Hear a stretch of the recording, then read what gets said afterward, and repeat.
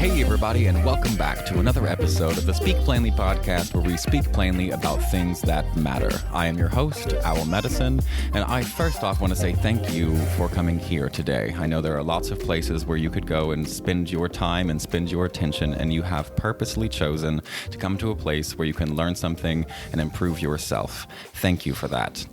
On today's podcast, I have a friend with me that I'm very excited for you to meet, Jess Donjess.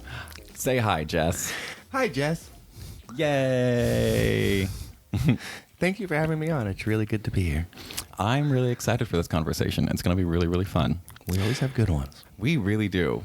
So in today's podcast, we actually just decided that there was that we came up with a title. Well, Jess said the title, and I was like, oop, that's going to be a podcast. And we're just going to kind of go with it. And the title that we came up with today, or for today's podcast, is The Revolution is Personal Evolution. Amen. And amen to that. And we think that this is perfect. One, we're recording this on President's Day, which is kind of hilarious because it's also Black History Month. And that's why we really wanted to get this in before February was over. Because I don't know how many of you listening are familiar with this old song from the 70s that was also a poem called The Revolution Will Not Be Televised. When I heard it, it blew my mind because I was like, one, how is this music? They talk the whole time, but it's totally a song. But I really like this, so we're going to start by reading this poem, and then we're going to get into a little bit of our backgrounds and why we think that the revolution, and the reason the revolution will not be televised, is because the revolution is personal evolution. So The Revolution Will Not Be Televised is a song and poem by Gil Scott-Heron. And it goes a little something like this. You will not be able to stay home, brother. You will not be able to plug in, turn on, and cop out. You will not be able to lose yourself on Skag and skip out on beer during commercials, because the revolution will not be televised. The revolution will not be televised. The revolution will not be brought to you by Xerox in 4 parts without commercial interruptions. The revolution will not show you pictures of Nixon blowing a bugle and leading a charge by Joni Mitchell, General Abrams, and Spyro Agnew. To eat hog moths confiscated from Harlem Sanctuary, the revolution will not be televised. The revolution will not be brought to you by the Schaefer Award Theater and will not star Natalie Woods and Steve McQueen or Bullwinkle and Julia. The revolution will not give your mouth sex appeal. The revolution will not get rid of the nubs. The revolution will not make you look 5 pounds thinner, because the revolution will not be televised, brother. There will be no pictures of you and Willie Mae pushing that shopping cart down on the block on the dead run, or trying to slide that color TV into a stolen ambulance. NBC will not be able to predict the winner at 8:32 or report from 29 districts. The revolution will not be televised. There will be no pictures of pigs shooting down brothers on the instant replay. There will be no pictures of pigs shooting down brothers on the instant replay. There will be no pictures of Whitney Young being run out of Harlem on a rail with a brand new process. There will be no slow motion or still lives of Roy Wilkinson strolling through Watts in a red, black, and green liberation jumpsuit that he had been saving for just the proper occasion. Green Acres, Beverly Hillbillies, and Hooterville Junction will no longer be so damned relevant, and women will not care if Dick finally got down with Jane. On search for tomorrow, because black people will be in the streets looking for a brighter day, the revolution will not be televised. There will be no highlights on the 11 o'clock news and no pictures of hairy armed women liberationists and Jackie Onassis blowing her nose. The theme song will not be written by Jim Webb or Francis Scott Key, nor sung by Glenn Campbell Tom Jones, Johnny Cash, Engelbert Humperdinck, or the rare earth, because the revolution will not be televised. The revolution will not be right back after another message about a white tornado or white lightning or white people. You will not have to worry about a dove in your bedroom, the tiger in your tank, or the giant in your toilet bowl. The revolution will not go better with Coke. The revolution will not fight germs that may cause bad breath. The revolution will put you in the driver's seat. The revolution will not be televised. The revolution will not be televised. The revolution will not be televised. The revolution will be no reruns, brothers. The revolution will be live. Awesome. God, isn't that great? It is. And that's the thing about great writing. It never goes out of style. It still pertains to everything. I mean, that was written long before the internet. Oh, yeah. Long before. You know, when there were 3 channels, not even cable yet. And yet all the principles he's speaking to, all the things still apply 100%. They do. Yeah. And that's one, a sign of great writing, like you said, and 2, a sign of how sadly things haven't quite changed as far as the revolution goes. The more they change, the more they stay the same. They sure do. I definitely remember a time not very long ago in my life where all I wanted was for the revolution to happen and everything to crumble, and I kept expecting it to happen. It kept seeming like it was going to happen, and then it never came, and now I'm just chronically disappointed that the world hasn't already burned. But whatever. So this is the center of the conversation that we're having today. Is the revolution is not going to be televised because the revolution is by necessity originating in each and every one of us. So to get us to this conversation, I'm going to have Jess here talk to you about a bit of his journey to become the person that he is today and why we're having this conversation. Alrighty then. Well, yeah, I'm Jess, and I didn't really start looking at the world until, a little bit later in life. Well, I was well into my 20s, because like most people, I was just too busy trying to put food on the table and pay a mortgage and live the rat race and work a lot of hours, and that's why I always try to have empathy for people who don't, or maybe not be aware of certain things or not knowing certain things. People are busy. People are trying to take care of themselves and feed their families. But as soon as I started to become aware of things, I always tried to prioritize my issues. And there were 2 things that are always important to me. And since we're...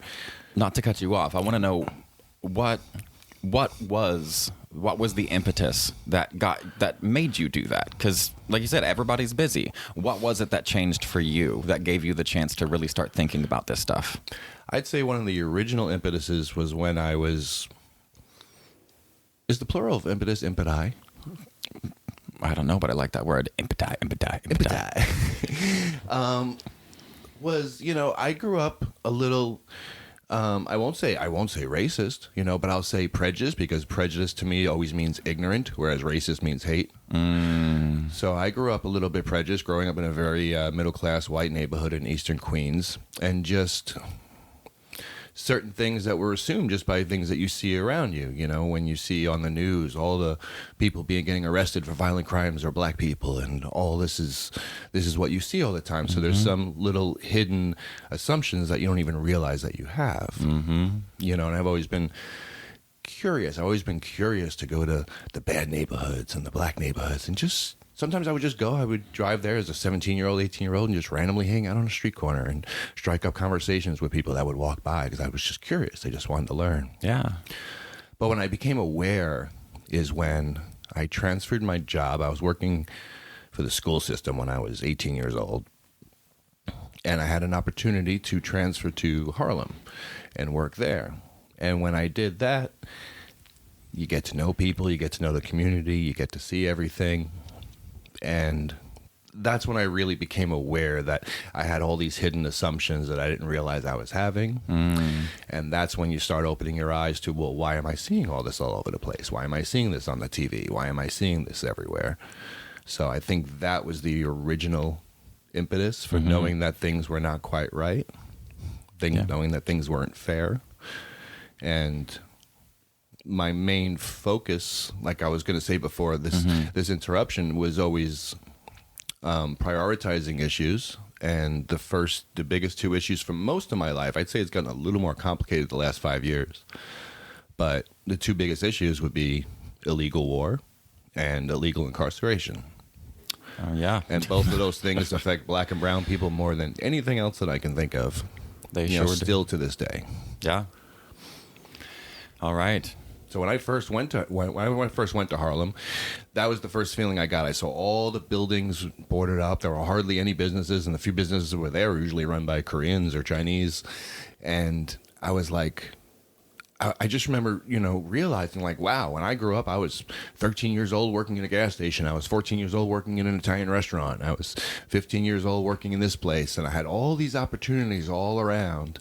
And I'm looking around this neighborhood, and I'm like, what is there? There's no opportunity. Wow. Yeah. That's an eye-opener. There's absolutely no opportunity. And then you start looking at things like, why are there prisons filled up with black people when every single study in the history of the world shows that drug use is equal across every race, every class, every age, every nationality? It might be different drugs. They might have every group has their own thing they like to do, but the actual drug use is equal. Every study in the world has shown this. Nothing's ever shown against it. So why are the prisons filled up with nonviolent felons of black and brown people constantly? And once you start down the road, it's kind of hard to stop. Yeah, I mean that's a great place to launch off into. We know, and I've mentioned before in the podcast that cops in the United States started as slave chasers. That's how they started, and it's never changed. The United States has been built upon slavery. And it hasn't changed. It's still the same. We're still using the black people in prisons today to make shit for us, as well as basically creating slavery in foreign countries that we don't think of as slavery because it's out of sight, out of mind, not in our jurisdiction, and we don't own them. But when you are in a place like you have been talking about where you have no opportunity, whatever opportunity is presented to you, no matter how garbage, whether that's joining a gang or joining a sweatshop to be able to pay the bills, that's all you get. That's all you get. That's why the revolution has to happen, is because the narrative is so well controlled by the media, and we both agree people are basically good. Yes. People at their core are basically good. I believe that. The way I put it is individuals are fantastic, people suck. It's just group mindset that sucks. Mob mentality. Yeah, exactly. But at the heart of us, I think we're all good people, and it's just that lack of exposure that you were talking about that raises all of us to be prejudiced. I know I sure was. I grew up in a completely white everything area. I didn't see my first black person until 6th grade in real life. It was just something I'd seen on TV, and I was like, oh, cool, your hair is so different, and it was just totally different for me. And then I got transferred. Well, I joined the military at 18, and then I went from... That's a melting pot. It is such a melting pot. And then I went from small town Indiana to Washington, D.C., the chocolate city. It doesn't get blacker than D.C. unless you're talking Atlanta. And then they can have a throwdown about it. And what I realized, what was interesting for me was... What I realized joining the military with being such a melting pot, and my best friend there being a Mexican lesbian, and then all of my other closest friends that lived in Southeast DC, which is where I was, which is the worst part of DC. I, on a couple of occasions, had to find new routes home because there were dead bodies in the streets, all old school with the little orange tags and the chalk lines and shit. I was like, I thought it was only in movies. But it was a rough area, and what I realized is...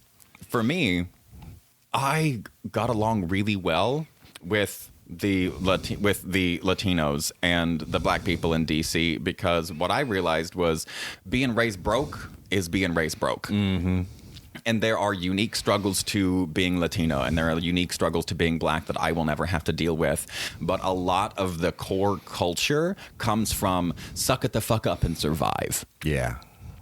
And that's something that I definitely had coming from a broke white trash family of factory workers in the Midwest. So, but I still had all of my military stuff, and I was burying people for a living and all of that. And then my brother died, and I started to put a few things together, but I really just was very closed off through the military. And then as I opened up, but I mean, very closed off emotionally, but I was exposed to so many things that it started opening me up cognitively before I was ever opened up anything close to emotionally. I was able to do the cognitive empathy kind of thing of being like, oh, okay, and seeing things a little bit differently and being like, wow, I was really sheltered. Like in a lot of ways, just because of the geography of where I was born. And I think that's an important thing to remember, is that each of us are in our own little bubble. Yes, we are. And I grew up in New York City, and, one could look at the two of us and say, okay, Al grew up in Indiana, and you could have assumptions about that. Mm-hmm. Like, Jess grew up in New York, so he was obviously prone to see a lot more of a melting pot and see everything. But no, you'd be surprised. Neighborhoods are still segregated everywhere. Oh, yeah. Like, I grew up in an area of Queens where you'd have to go a good 45 blocks one direction or 45 in another direction to find the first black person. Wow. So and there are people who live their entire lives in New York in these little bubbles. When I came out to a small town out here, I actually said, you know what? In certain ways, this is actually less segregationist than New York. Because in New York, there's so many options. Not only do you have your neighborhood of 40 blocks by 40 blocks, but you can go to your club. Right. Your bar. With everything your is people. So niched. Yep. Everything is so niche. You can go to the Jamaican club or the black club or the Latino club, right? But in a small town, everyone goes to the same bar. Right. So even though you have less minorities, everyone's still going to the same place. Right. So there's pros and cons to both. But yeah, we could still stay segregated in almost any way. When I grew up, I moved to a much more mixed neighborhood. Yeah. And I enjoyed that. It had pretty much everything in it. And I enjoyed that. But just going back to the thing about the drugs, I wanted to make one point with the black and brown people are filled up the jails when drug use is equal. And I would always hear white contemporaries talking about, well, the facts are there, the stats are there, they're all the ones in jail because they're the ones getting caught. And I would always be like, well, put a little stop and frisk policy down on Wall Street. And watch those jails get filled up, real quickly. Right. So sometimes the laws are racist. Sometimes there's a bigger sentence for crack than there is for cocaine. There's now there's a racist law. Mm-hmm. But sometimes the laws are not racist, but it's the implementation, it's the culture, and and how do you fight that? Touching on the other part. That's the illegal incarceration. Talking about the illegal war and staying with the theme of the revolution will not be televised. A huge wake-up call to me was right after 9/11, and I was there for that. So I have a very interesting story of when 9/11 hit. I got up on my roof and I actually saw the second explosion.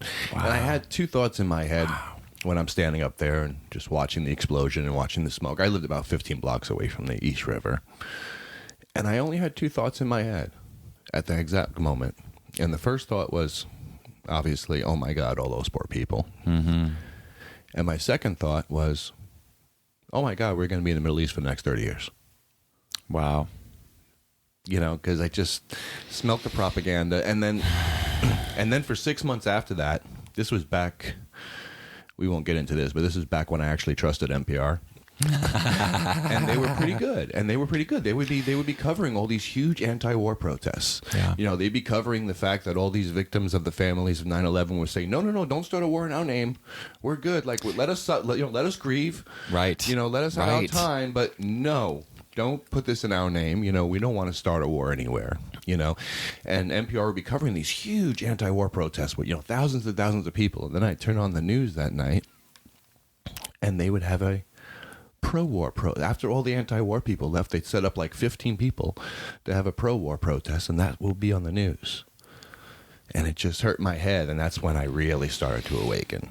To know this other. This is before the internet was around, but it wasn't like everyone had it. You know, and so most people were relying on the news. But that's when my eyes really opened. Like, there's shit going on behind the scenes here that doesn't make sense. And this is a perfect example too, because I just saw a video where this guy decided to, an American decided to go, like an annoying white rich American guy decided to go to Japan to find people who hated Americans at Hiroshima. And he went there, and you know how many he found that hated Americans? Zero. Motherfucking zero. And the reason that they all gave, these individuals, going back to personal, the individuals who went through that, who were survivors and descendants of survivors and that sort of thing, the reason that they said they don't hate Americans is because all they want is peace, and peace never comes from hate. Exactly. Never. And this is why it's so important to do the personal evolution part. Right. And why mass media is so dangerous, because we want to be outraged on principle. And that's a dangerous road when you're distant from the actual event. Like, I'm a very principled person and my values are very important to me and all of that, but it reminds me of a book my friend had called it was The Tyranny of the Expert. Oh, yes. And I'm aware it's of that book. so good because it's about exactly this, of like the expert and the principles that they know and the systems and all of that. And when you go and you try to take an expert's philosophy or an expert's plan and implement it into a situation that they've never been in, even though they're the expert, it very rarely, if ever, works. But if you leave it the fuck alone and you let people who actually survived personally through whatever the trauma was, they spontaneously create their own grassroots solutions. Yeah, and I'm glad you brought me back on task with the theme of the thing, because we didn't want to sit here and talk about the problems all day long. We could all sit here and talk about that and speak to our echo chambers and mentally masturbate to that all day long. But where that leads to is like, oh, okay, so you're talking about revolution. So you got to change all this stuff. You need revolution. Well, how are you going to get that revolution? If you get it by force, like, oh, you're going to fight the government, you got to get all your guns, you do all the things. Well, even if you succeed, what are you replacing it with? Didn't you just take it back by breaking the same principles that they were breaking the entire time? So what are you left with there? What are you going to rebuild with if you don't have those principles right there? Right. So I think that's a really good point. And the revolution, you know, in my opinion, what I've come to, I'm 54 years old now, and I've been active in geopolitics and being aware of all the things for 30 years now. Mm-hmm. And that's what I'm fully convinced with. There's no fighting and winning. Not against any kind of external thing. Right. You know, we have to lead by example. And one of my favorite activists, you know, she's always told me, you know, it starts with how you raise your children. Absolutely. You know, are you going to be an authoritarian in your own home and then fight authoritarianism out in the world when it affects you in a negative way? You know, are you going to allow your children to be free and be creative and do whatever leads them? You know, I mean, that's a big part of it. Not that you have to have children to do this, because really at the end of the day, it's a personal thing. You're not going to allow your children to do this if you haven't done that work yourself. Exactly. And the thing about fighting our government and things that are worth fighting is the reason they're worth fighting is because they've created massive problems. And we've had this conversation before. Massive problems come from massive systems, and those massive systems have power. And then if you actually somehow do manage to make any kind of dent in that system, you have to have a motivation that holds you through the years and years and years, the decades or more of effort. And very few things can provide enough impetus to do that. And one of the few things is anger and hatred for that enemy. And man, I've used it for years. That shit can keep you going. And it is a fire that burns, man. And it will keep you on the edge and keep you doing things. But it will burn you out. Most importantly, though, especially because you brought up children, even if it doesn't happen immediately, generationally, you being angry and pissed, and even though it's for all the right reasons and whatnot, the way that you exist and live your life is going to be so uncomfortable for your children that your children will then flip and go in the complete opposite way that you have been wanting and feeling that you have been like, I did everything right. I'm like, I did the work and I'm putting it over here and I've put my life into all of this and they just don't get it. And no, it is about the way that you carry yourself. Karma doesn't care if you're justified. Oh, bitch. Ow. That's good.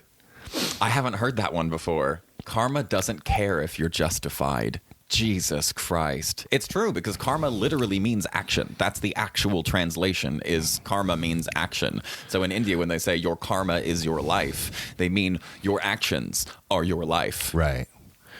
And never the what, always the how. Exactly. Never the what, always the how. So this is... I love this conversation so much, and this is the perfect person. You are the perfect person to have this conversation with, because I haven't met anybody in my entire life that I see so eye to eye with on human behavioral stuff ever. Yeah, same here. Ever. Not even the guys that I got the information from, like Robert Sapolsky and like these people who are behavioralists, like behavioral biologists and whatnot. It's been so amazing to get to know you and get to see how well you understand people. I'm going to take a second to just brag on this motherfucker for a second, because I love this guy. If anybody listening knows him, everybody knows Jess as this goofy, fun-loving, like lighthearted, and he is all of those things. And what I love so much about Jess is most people hide their goofiness and their silliness on the inside and keep that close to their heart and save that only for their family and those that are closest to them. And then they pretend to be intellectual to everybody else.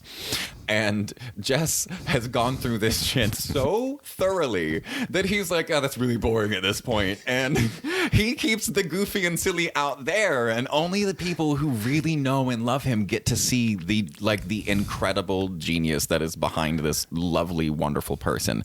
So I'm going to move us now to, well, what the hell do we do about it? Because the reason I brought Jess on is not just that he's a friend, but as a behavioralist, he really understands human behavior. And really, for me, you guys have heard me talk a million times about human behavior is pretty much context dependent. So I'm going to let you have the floor again and talk about human behavior and how the revolution can actually be done by each of us and how we know we're doing it right. Awesome. Well, that's a big task right there. Yes, it is. Let me just sum it up. Oh, I can sum it up in like 6 words. Oh. Let's make currency our integrity. And then if you're rich, you've got the validation that you're doing it right. Yeah, that would be cool. That's the short answer, but that's not going to be good enough right here. Mm-mm. You know, how do we know? Well, first of all, we can see it by the people around us. You know, are the people around us getting better or getting worse? Ooh. Okay, because if we're living right, if we're putting out more value than we're consuming, if we're being more loving than fearful, if we're being more proactive than reactive, then that will be self-evident in what's around us. So the people around us getting better? Is things getting better around us, or are they getting worse? So can we be honest with ourselves when things are not going real well? Can we look inside and see where the inconsistency is, where the lack of integrity is? Because at the end of the day, that's what it comes down to, is our own personal integrity. So we don't need to pay thousands of dollars for weekend workshops or go on Amazon and buy some device that tells us if we are revolutionized or not. We can just look around and look at the quality of our life and the quality of our relationships. I guess I shouldn't say quality of life. I was going to say not as an absolute, but on a relative basis over time. You could be the poorest person in the world and be in a really rough neighborhood and all those things, so I'm not talking about results based, right? or outcome based. I'm talking about like relatively, like, okay, I've been in this relationship for 4 or 5 months. Is this person getting better, or is this person getting worse? Okay. Or it's obviously just a general thing. It's not a one for one, tit for tat. Yeah, and that's why the revolution, and I agree completely, and I think that's why the revolution it's such a funny thing, because it's just, the word itself is so huge now. It's like this completely abstract, ethereal thing. But all right, so back then, like when that poem was written, or even when I was talking about 9/11, it was a different world. There wasn't the internet, there wasn't all this information out there all the time. So sometimes people ask me, what the war is like. If you're going to fight a revolution, how is it? And the way I see it is the war is simply narrative these days. Sometimes sometimes even stuff we disagree with, economic stuff. Still, I know we both agreed on that point we made the other day. Whereas people could just one day just be like, "We're done with it. We don't accept it. Like, that's $1, whatever. It's a piece of paper." right. We could just be done with it one day. And the same thing with all the wars. So that's why I believe that the war is narrative. So if your voice is pure, if your voice is true, if you have integrity within yourself, integrity with the people around you, then your narrative is going to be true. And the more of those lights that join together and splatter around, like, that's how the revolution will play out on a larger scale. So even though people only need to worry about themselves, they also need to have some kind of vision. Like, okay, if I'm a better person, that's going to make the world all better, and right. It could be a little disheartening to be like, well, I know that's not going to happen. Right. Which is, for me, I think, if you really want to go through this process of like the personal evolution, that really, if enough people do, it's like, then we reach a tipping point. And this is why I love your book so much. Because there's lots of good reasons. It's not just about Bernays and the propaganda and the corporate centers and the governments with their agendas. It's not just all about that. It's not that people are stupid and falling for all this stuff. It's that people are blind because they have their own personal traumas. Right. And they have their own things that they need to get past. And in order for them to have, to reach full integrity. And again, integrity doesn't mean some bar that some arbiter could just decide what it is. It's personal to each and every single person. If you're at peace, then you're at peace. Then you're good. You don't have to worry about it. But it's not that people are always getting fooled. Sometimes people are. Oh, tons. Yeah. But people have their own personal traumas that they haven't gotten past. Sometimes they're generational traumas. Sometimes they're traumas from their childhood. I certainly read your story, and there's very real traumas there. I mean, just think about the children of, not to get too political, but the children of Gaza right now. I mean, it's hard to not get teared up just thinking about it. Absolutely. I don't know if I want to plug another podcast or YouTuber or anything, but Do it. Have you ever watched the Yes Theory? Don't think so. These guys that travel around the world. So I guess they're like travel once, and they their motto is seek discomfort. They have a great podcast with Winhoff that you would probably love. Fun. But they just they go absolutely everywhere they can, and they were in Syria. I was watching an episode the other day, and they're walking around all these towns that have been utterly destroyed. But they're it's just like your story that you were saying earlier, talking about the individuals, the people, and like, no one hates Americans. They're like, oh my God, they thought people would be very sensitive to having their picture taken and them taking video and stuff like that. But nope, quite the opposite. People are like, please take our picture, put it out there. We want people to see that we're good people, that this is going on. I mean, and they were so kind and so nice. And they also had one when they were in China. And again, it just kills. I love it because it just kills all stereotypes. It's real people going to other countries and interacting with real people. This is why I think travel is so incredibly important, because it does expose you. And this is why, like, not only will the revolution not be televised, but the revolution will not happen if your television's on. Yeah. I really believe that. If your television is on, your revolution will never happen. I really believe that that. as an absolute, because maybe I'm mentally masturbating here, but I would always say the only reason why I put the news on is because I'm curious. I think it's important for me to know what they want me to believe. Right, but you're at a different place than the people I'm talking about. I'm talking about people who are still trying to dig through their crap. You've already dug through yours, and now you have, because the reason you can't revolutionize while the TV is on is because you need to be regulated. Right. You need a regulated nervous system. Right. You need to be focused on your shit.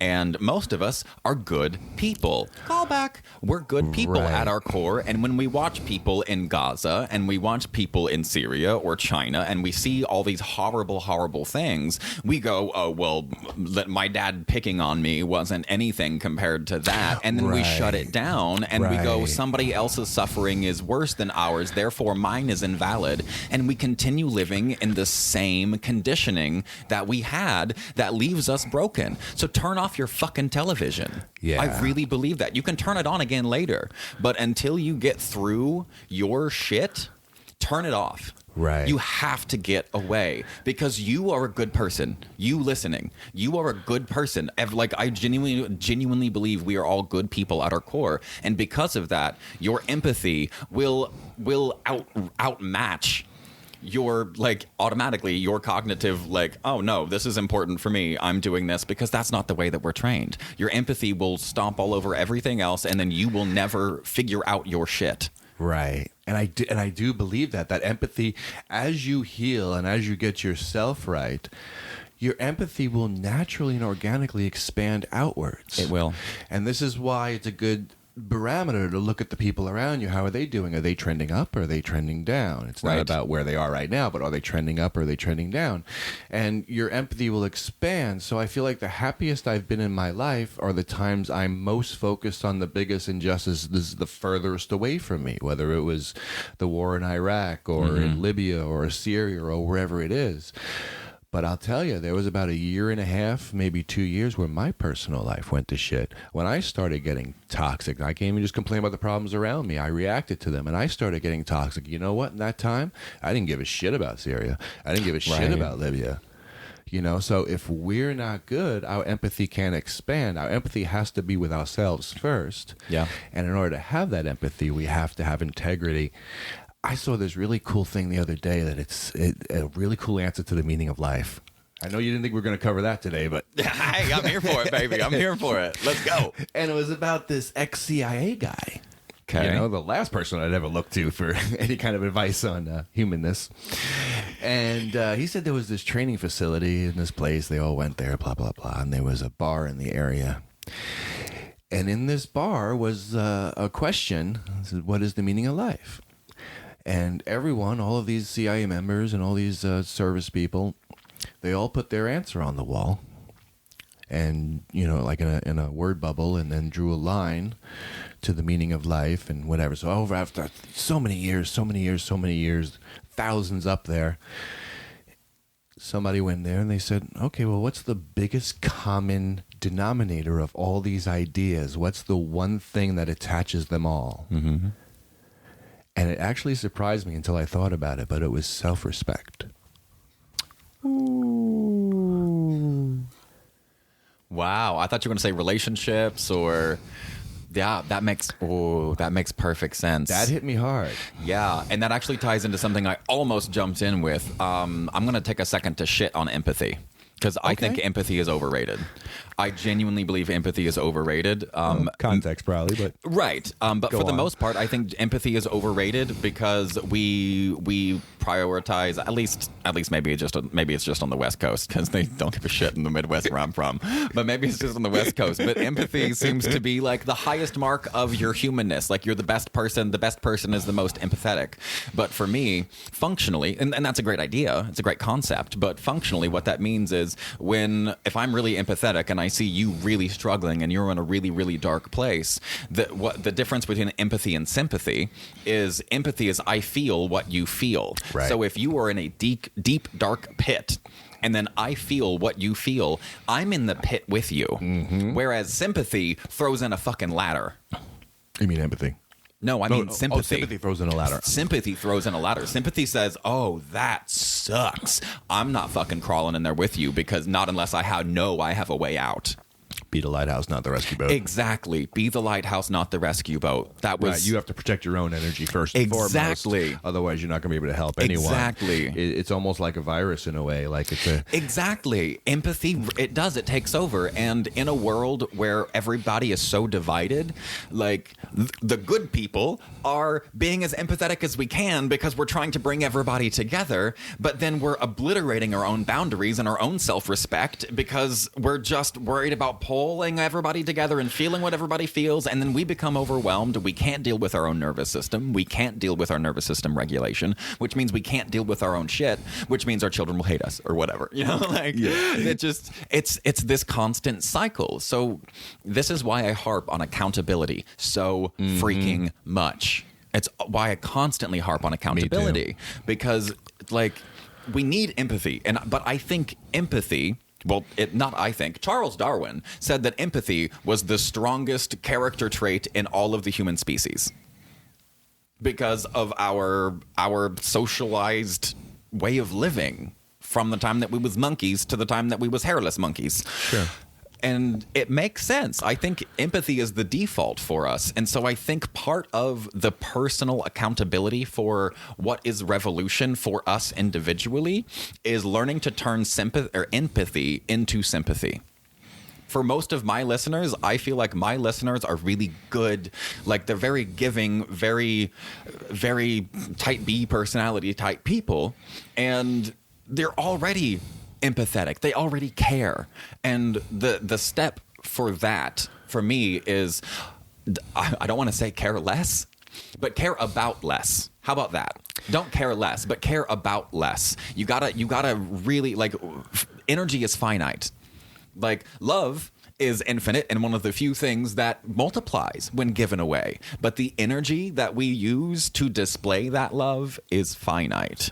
And because we have finite energy, we have to limit the things that we are empathetic with in order to prioritize the things inside us that allow us to unpack this junk, become more empathetic, turn that empathy into actionable steps, which is sympathy. Empathy with actionable steps. And I think that then you go, oh, I have empathy, but I didn't obliterate my own. I didn't put myself in a hole I couldn't get out of. That fosters self-respect. Right. I 100% agree with your point. I think you're allowing for the chance maybe for distinction. I like your point. I could accept your words and use your words, but I think of it a different way while still completely agreeing with all that. Let's go. I think what you're describing as the empathy that should be sympathy, where a lot of people, when they haven't taken care of themselves first and they're feeling too much for other people around them, I don't consider that real empathy. I consider that, not that this is their intent at all, but I consider that public relations empathy. I consider that people leading with their empathy because they want to be empathetic, not a real, natural, organic human default empathy that comes after you are good yourself, after you have your integrity, after you have your self-respect, and after you're good. Then it will naturally expand. It's not something you're leading with that you're trying to do, that you're trying to accomplish. It just naturally comes out after you are whole and you have your integrity. So it's just slightly different vocabulary that we're using. Right. But we're saying the same thing. Yeah. Well, and I'm specifically adding something to this. There's a presupposition. Well, no, there's a presupposition that that I didn't include verbally out loud. That is, for me, I feel like my audience and who I'm talking to are people who have had rough starts, and most of us broken. Yeah, of course. Yeah, most of us who have had rough starts, because we cannot fight our parents and we cannot flee our parents, we learn to fawn. And that means that we can't fight, we can't run away, so all we have to do is make the best out of the worst situation, or whatever situation that we're in. And usually that means catering to one person who is dysregulated, toxic, or whatever. And what that means for a child is that child then automatically learns to be incredibly, pathologically. And I think this is the way, exactly what you're talking about.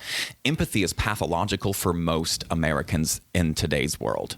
I believe that because at least for my people. Empathy or submissiveness? I think no, it's empathy. I think empathy because that's the way that we view ourselves. Because what happens is now if I'm a 5-year-old and I have an angry or abusive father, then I learn to tune in to every little facial expression, every little body movement, and I turn this hyper awareness onto this person so I can learn to feel what they feel. That way I can try to make whatever little adjustment I can make to prevent whatever outburst that I'm spot on.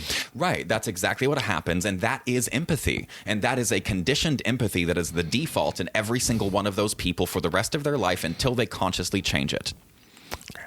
That's the presupposition I was not saying out loud. We're saying the same thing.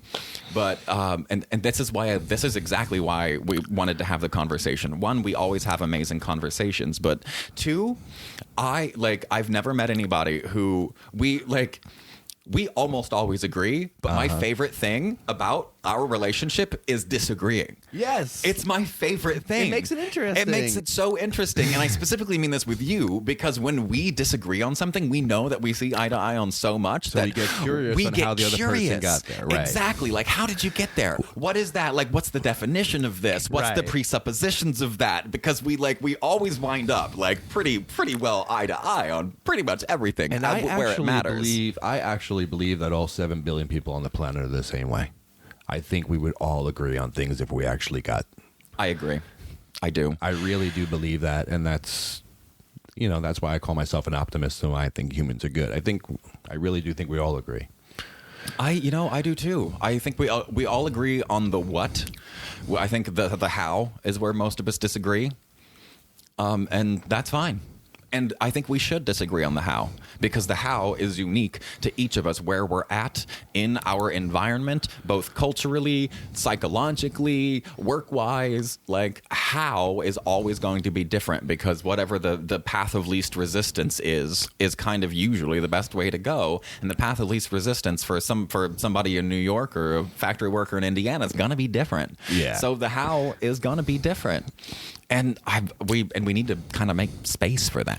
Yeah, and the personal integrity for every person will be different as well. It will. But as long as they're truly okay with it. Right. And that's what really matters, because when you know that your heart was in the right place, if somebody gets offended about a thing that you say or whatever, you can go, oh, I'm sorry, I didn't mean to offend you that way. And when somebody says something to you that hurts your feelings or whatever, you know to not take it personally. Right. Because it probably had nothing to do with you.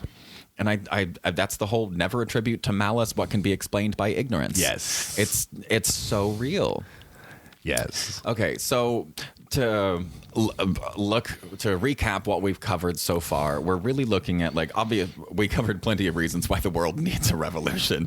That's pretty self-explanatory for anybody alive and awake right now. We're still solving problems with killing people and imprisoning them. Right, It's not okay. No, it's not okay, and peace will never, and hatred will never beget peace. Right. It will never beget peace, and that's what we're all looking for. I think that's what we all want, and that's why, step one for me anyway, if you want to really get through your crap, so you can not be offended by things people say, and you can be not reactive, then in order to not be reactive, you have to learn to be proactive. And for me, my first, and I try not to give too much direct advice on here, but my first piece of direct advice in this in this conversation is turn off your TV. Turn off your TV and sit with whatever it is that's in you. Right. Even if it's just for a few minutes a day, set a timer. Set a timer to go, what's happening in my body right now?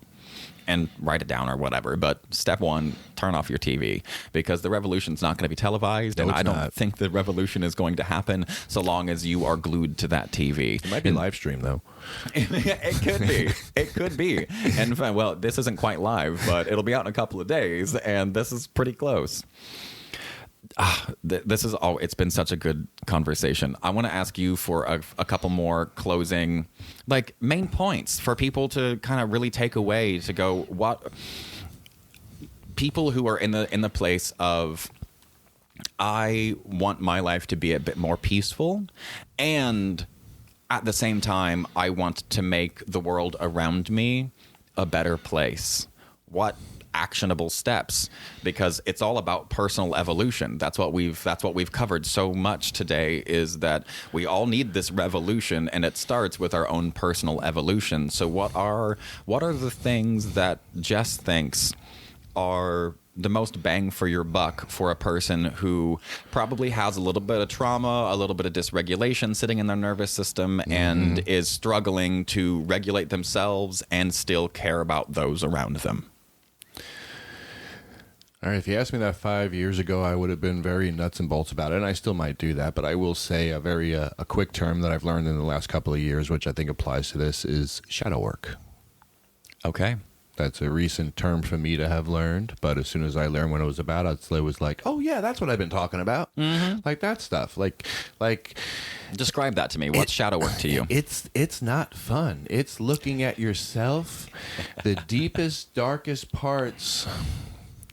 And I'll tell you, the biggest one for me was the biggest ones are the hardest ones to find, because they're not going to be so obvious. Like, oh, I kicked a dog yesterday, and that's evil. That's shadow work, but it's not deep shadow work. The real deep stuff, I mean, I don't know if I want to be this vulnerable on air, but I mean, I'll just say it. I always played the nice guy card. Like, I was one of those guys like, oh, why is this girl with that guy? He's an asshole, and I'm a nice guy. Why aren't I getting a girl? And I would always be polite and nice to the girls and want to be their friend. And it took me a long time to acknowledge that I was playing the nice guy card because I wanted something. I really appreciate that. And it doesn't mean I'm evil. No. But it means I better be self-aware. Right. And I better be honest with myself about what I'm doing. Yes. And I'll tell you, and I've always been so awkward and uncomfortable around new pretty girls that I met. And as soon as I did this shadow work and really tackled it myself, no more awkwardness. It's like they can pick up on the fact that there's no ulterior agenda now. It's like they can see, so I get a more fulfilling life and a more honest life. But it was a hard thing to tackle because it's not like I was being a jerk. It wasn't like I was being abusive to women. Right. It wasn't like anything. It was just a really hard thing for me to identify, acknowledge, admit. So all I can talk about is my personal experience, and that's probably one of the toughest shadow work things I did, to really examine your things. If you're not getting the things you want out of life, if you're not getting what you're going after, then you can almost be sure that you have something hidden from yourself that you're not being honest with yourself about. And you have to find out what that it is. And once you find out what it is, usually tackling it is not so hard. It's the actual identifying it. Agreed. It is. Where are my blind spots? What's being reflected back to me in my relationships? What's being reflected back to me in my friendships? That you can try to have clues to find the identity of whatever that is. Right. It's exposure to different people in different ways and different thoughts. And that's for me, that's what I think of as like the fastest way to being able to find those blind spots, is seeing other people who don't have those blind spots, or if you're lucky, finding people who see your blind spots and help you and help you in a loving way. Go, hey, you're a little blind over here. Yeah, I like using humor for that. Yeah, humor. That's it's so useful for that. It's one of the best uses of humor. Let alone you can poke and back off real quick if they're going to get really reactive. Like, okay, just checking. Checking. It was just a joke. It's fine. No, moving on. Oh, thank you so much for having this conversation with me. Oh, thank you for existing. Thank you. This is it. It's been a wonderful conversation, and I definitely want to have you back and have another one, because the subject matter is poignant for now, but as Stephanie suggested when we were talking about this, it really is this desire to understand that I think this is what we can offer.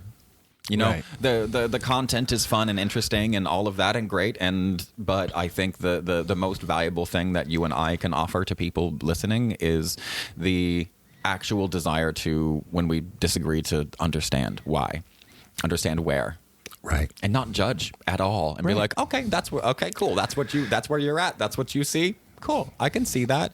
And I think that's really easy for us. At least it's easy for me, because I just have incredible respect for you.